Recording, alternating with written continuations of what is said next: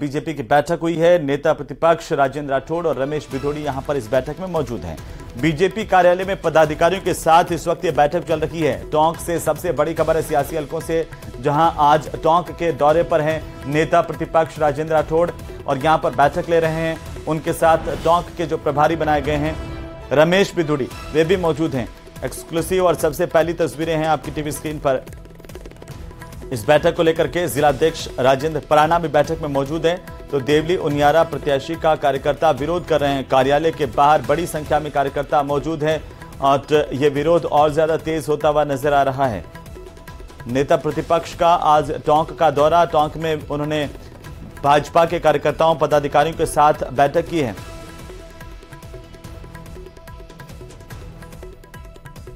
अब बड़ी जानकारी इस वक्त के सामने आ रही है, बड़ी खबर है इस वक्त की। आपको बता दें कि आज टोंक के दौरे पर नेता प्रतिपक्ष राजेंद्र राठौड़ और राजेंद्र राठौड़ यहां पर बैठक कर रहे हैं पदाधिकारियों के साथ। तो जैसे ही राजेंद्र राठौड़ के आने की सूचना यहां पर मिली, बड़ी तादाद में कुछ भाजपा के कार्यकर्ता भी यहां पर इकट्ठा हुए और उन्होंने विरोध प्रदर्शन करना शुरू कर दिया है। विजय बैंसला को देवली उनियारा से टिकट देने का विरोध शुरू हो गया है। ज्यादा जानकारी के साथ सहयोगी दौलत पारिक हमारे साथ फोन लाइन पर जुड़ गए हैं। दौलत, आज नेता प्रतिपक्ष का टोंक का दौरा है और बीजेपी के खेमे में विरोध भी है, क्या जानकारी है?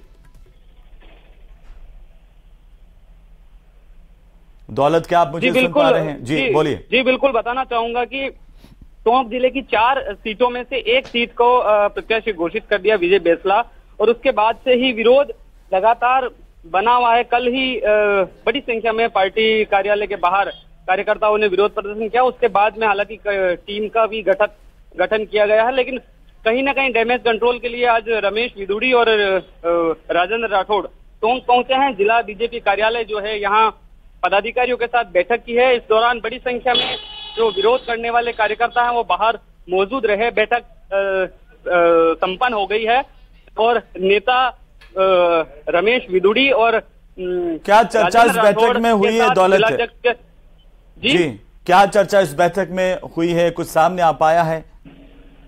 देखिए, बैठक में जो चर्चा हुई है, कुल मिलाकर के 4 सीटें जीतने को लेकर के चर्चा हुई है, लेकिन बात आई कि जो विरोध प्रत्याशियों का हो रहा है उसको किस तरह से बीजेपी को उसको साधना है।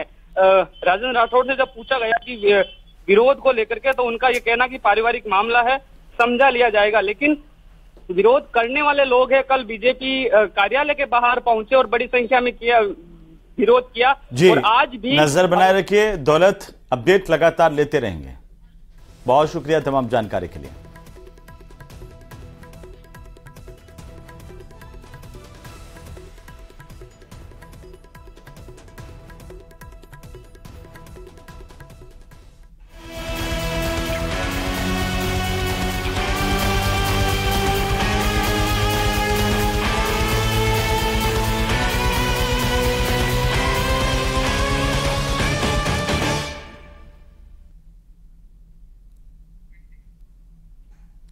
तो चलिए आगे बढ़ेंगे। वर्ल्ड कप के मुकाबले को लेकर के बात करेंगे, जहां वर्ल्ड कप में आज भारत का अफगानिस्तान से मुकाबला होना है। अफगानिस्तान ने टॉस जीत लिया, इस वक्त की सबसे बड़ी खबर है, और पहले बल्लेबाजी अफगानिस्तान की टीम यहां पर करेगी।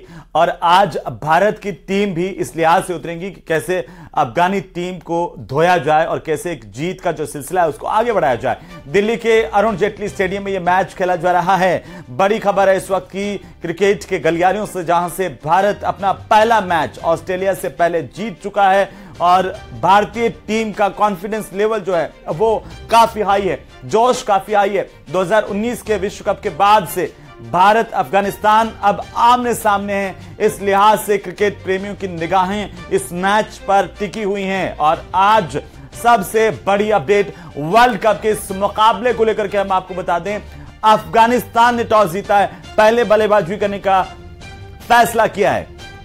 दिल्ली के अरुण जेटली स्टेडियम जहां पर यह मैच खेला जा रहा है, सबसे बड़ी अपडेट हम आपको बता रहे हैं। भारतीय क्रिकेट टीम ने शानदार अंदाज में आईसीसी वर्ल्ड कप अभियान का आगाज किया और 5 बार की विश्व विजेता ऑस्ट्रेलिया को भारत ने धूल चटाई थी। आपको बता दें कि जो पिछला मुकाबला हुआ है उसमें भारत की शानदार जीत के बाद टीम का हौसला बुलंदियों पर है। खासतौर पर पूरी टीम कॉन्फिडेंस से लबरेज इस वक्त दिखाई दे रही है। तो आज अफगानिस्तान के इस मैच में किस तरीके से दोनों के बीच में भिड़ंत होगी, इस पर सबकी निगाहें हैं। पल पल की अपडेट तो हम आपको दिखाएंगे। साथ ही हम आपको बता दें कि विश्व विजेता ऑस्ट्रेलिया को धूल चटाने के बाद भारत आज अफगानिस्तान से भिड़ने जा रहा है और यहां पर इस मैच को लेकर के टॉस हो गया है। अफगानिस्तान की टीम ने टॉस जीता है और पहले बल्लेबाजी करने का फैसला अफगानिस्तान की तरफ से किया गया। बाउंड्री लाइन थोड़ी छोटी आज इस अगर स्टेडियम की बात करें, यहां के लिहाज से बात करें तो ये जो छोटी बाउंड्री लाइन अगर हम इसे कहें तो ये बल्लेबाजों के लिहाज से काफी जो है मुफीद साबित होगी। ये मुकाबला जो आज यहां पर दिल्ली के अरुण जेटली स्टेडियम में हो रहा है, दोपहर 2 बजे से खेल की शुरुआत हो जाएगी। टॉस हो गया है, सबकी निगाहें जो इस वक्त इस मैच को लेकर के है, आखिर आज किस तरह का प्रदर्शन होता है यहां पर यह देखने वाली बात होगी। घरेलू स्टेडियम में भारतीय टीम जब खेल रही है तो एक तरह से जो दर्शक है उनका भरपूर साथ यहां पर मिलता है, तो साथ ही साथ स्टेडियम जिससे काफी वाकिफ हैं, दिल्ली का अरुण जेटली स्टेडियम, और इस स्टेडियम में जब यह मुकाबला शुरू हो रहा है बड़ी तादाद में दर्शक यहां पर मौजूद हैं। खचाखच भरा हुआ स्टेडियम है और टीम के लिहाज से अगर देखें, एक तरफ भारतीय टीम है, जीत का मोमेंटम यहां पर से बरकरार रखना चाहेगी, दूसरी तरफ अफगानिस्तान जो है वो मेजबान भारत के खिलाफ अपनी पहली जीत भी दर्ज करने की कोशिश में होगा और ऐसे में दोनों टीमों के बीच में एक रोमांचक मुकाबला होने की पूरी उम्मीद है। और अफगानिस्तान ने टॉस जीता है, पहले बल्लेबाजी का फैसला किया है। अब देखना होगा कि आखिरकार क्रिकेट के इस पिच पर आज भारतीय टीम का प्रदर्शन कितना हाई जाता है। हालांकि हौसले बुलंद है, जोश हाई है टीम का, और क्या टीम इस जोश को बरकरार रख पाएंगी, खासतौर पर हमारे बल्लेबाजों से काफी उम्मीदें हैं क्योंकि बल्लेबाजी के लिहाज से काफी अच्छा माना जाता है। लेकिन जब पहले भारतीय टीम जो है अब वो गेंदबाजी करेंगी तो वहां पर क्या कुछ निकल करके सामने आता है। और इसी बीच दिल्ली से बड़ी जानकारी, चुनाव की तारीख बदलने की मांग को लेकर के बड़ी खबर मिल रही है। सांसद पीपी चौधरी ने चुनाव आयोग को एक पत्र लिखा है, बड़ी खबर है। क्रिकेट के गलियारों से सीधा सत्ता के गलियारों की तरफ, और राजनीतिक गलियारों से सबसे बड़ी खबर इस वक्त की राजस्थान चुनाव की तारीख बदलने की मांग सांसद पीपी चौधरी ने की है। चुनाव आयोग को बाकायदा एक पीपी चौधरी ने पत्र लिखा है, कहा कि राजस्थान चुनाव की तारीख बदली जाए क्योंकि एकादशी के दिन वोटिंग है और इससे शादियों का पूरा सीजन प्रभावित होगा।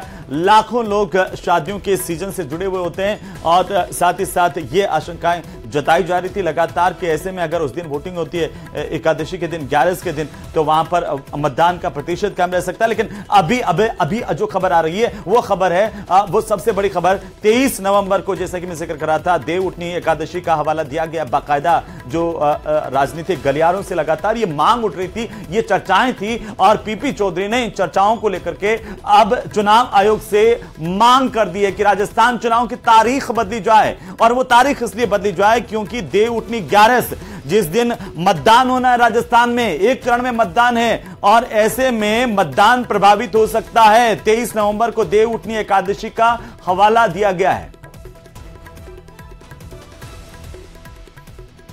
और इसी खबर पर ज्यादा जानकारी के साथ हमारे सहयोगी पवन गौड़ दिल्ली से जुड़ चुके हैं। पवन, क्या जानकारी है? राजस्थान चुनाव की तारीख बदलने की मांग सांसद की तरफ से की गई है।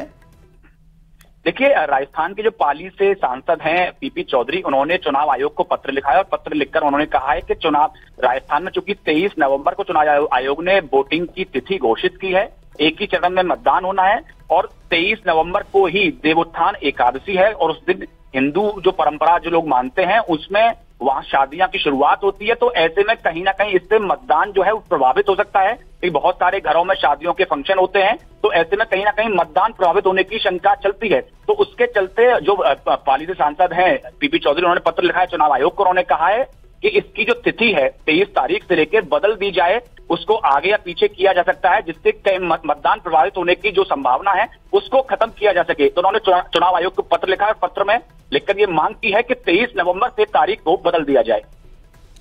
बिल्कुल पवन, देखिए ये जब चुनाव का ऐलान हुआ उस दिन से ही चर्चाएं थी इस बात की और हमने जब प्रेस कॉन्फ्रेंस हो रही थी ये सवाल भी उठाया था, ये पूछा भी था कि जब देव उठनी 11 के दिन मतदान होगा तो क्या ये मतदान प्रभावित नहीं होगा। चुनाव आयोग की तरफ से अपने तर्क दिए गए थे, लेकिन अब जब चूंकि देखिए सांसद की तरफ से मांग की गई है, हो सकता है कि बाकी जो प्रतिनिधि भी इस तरफ मांग करें, ऐसे में क्या बदलाव हो सकता है?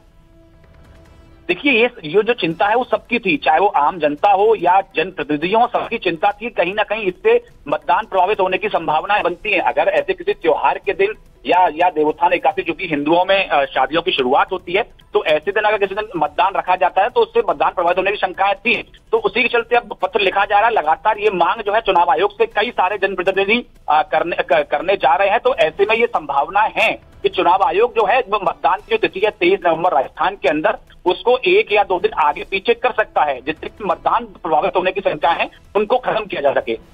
बिल्कुल पवन, और जो सांसद का पत्र है वो टीवी स्क्रीन पर अपने दर्शकों को हम दिखा रहे हैं। और पीपी चौधरी ने चुनाव आयोग को सबसे पहला पत्र लिख करके अनुग्रह किया है।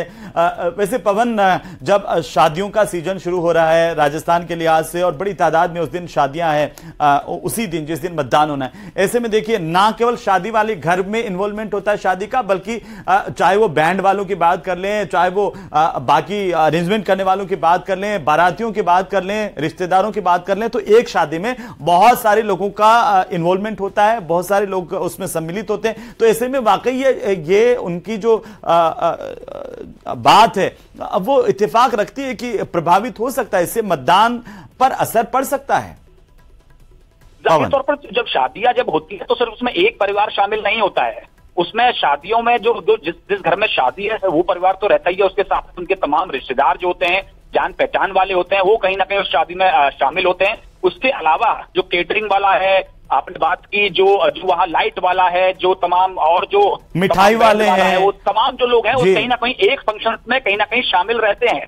तो ऐसे में एक शादी से तकरीबन 200 से 300 लोग कहीं ना कहीं उस मतदान से जो करने से वंचित रह सकते हैं एक शादी के चलते। तो कहीं ना कहीं जब राजस्थान के अंदर जब इतनी सारी शादियां होंगी तो कहीं ना कहीं उसमें एक बड़ी संख्या में। और पवन, ये चिंता इसलिए भी जायज है क्योंकि जो देव उठनी 11 है वो एक अबूझ सावा माना जाता है। ग्रामीण इलाकों में किसी को पूछने की जरूरत नहीं है, जिसको शादी करनी है वो देव उठनी 11 का सोच समझ करके चलता है कि इस सावे में कोई दिक्कत नहीं है। इस लिहाज से भी उनकी चिंता जायज है। जाहिर तौर पर देवोत्थानी एकादशी जो होती है उसमें माना जाता है कि ये अटूट साया होता है। इसमें तो किसी की भी शादी, इसकी शादी किसी, बिल्कुल पवन, आप नजर बनाए रखिए। लगातार